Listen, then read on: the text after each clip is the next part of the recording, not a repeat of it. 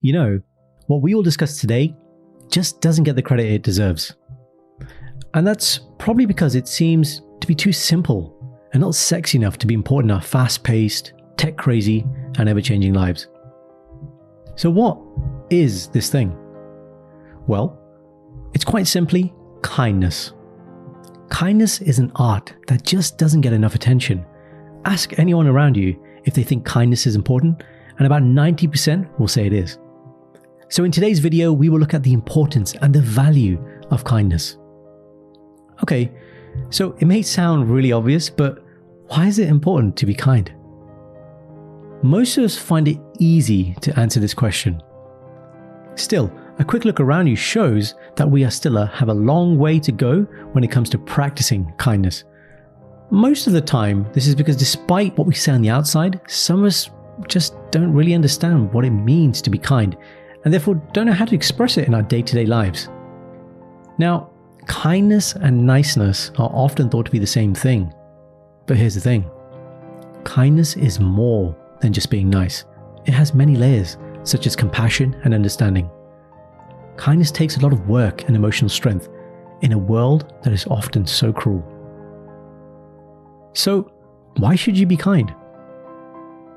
Well, number one, kindness boosts self-esteem. There's a bounce-back effect when people are kind to other people. It's called the helper's high. So when you are kind to other people, you feel good and happy about yourself.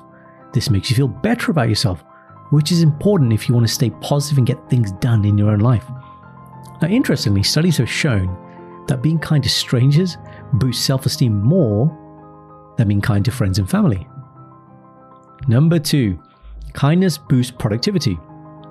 When it comes to getting work done, places of work where kindness is a priority get more done. Now, this goes against the idea that tough love is what people need to succeed. Because honestly, tough love is often just a code for a toxic, controlling work environment.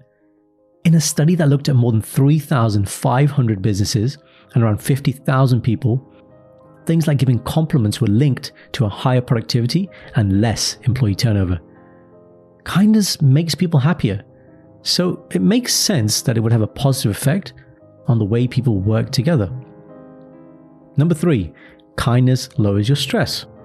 Cortisol is commonly referred to as the stress hormone. So essentially, your body will produce this hormone in states of stress. Now, whether that's physical stress, like having an operation, or a flight-to-flight response, which is designed to keep you alive. But that stress hormone hurts us when we can't get away from these situations that make us feel stressed all of the time. Kindness has been shown to lower cortisol levels and bring our bodies back to a more relaxed and balanced state. Number four, kindness creates better leaders. You don't have to look hard to find research that says empathy and kindness are important qualities for a good leader. Good leaders have a good sense of how other people feel. They also know that it's important to treat people with respect and dignity. In return, people will trust them, respect them, and stick with them. This, my friends, is the art of reciprocation. Or put another way, only by giving are you able to receive more than you already have. And finally, number five, kindness sets children up for a good future. What children go through when they are young has a big impact on their adult lives. So when children grow up in places where kindness is common, they are less likely to have problems like using drugs or going to jail as adults. When children are kind, they get lots of benefits like less anger and less antisocial behavior. So in the film Bruce Almighty, Morgan Freeman, who's playing the role of God, says he's asked by people all the time for a miracle, to which he replies, "A miracle is simply one random act of kindness at a time." Now, I love this because of the simplicity. Because remember, guys, it's not about seeking complicated magical formulas for how to live. It's nearly always the simple things in front of you. Just become intentional about doing or practicing them. That's it. So here's my challenge to you. In the coming week, just be open and receptive to opportunities where you can express and show your kindness. And do so without the expectation of anything in return. Comment below on how it feels and how it goes. As always, I'll leave you with my mantra: have more, do more, be more. Be sure to subscribe, share, and like.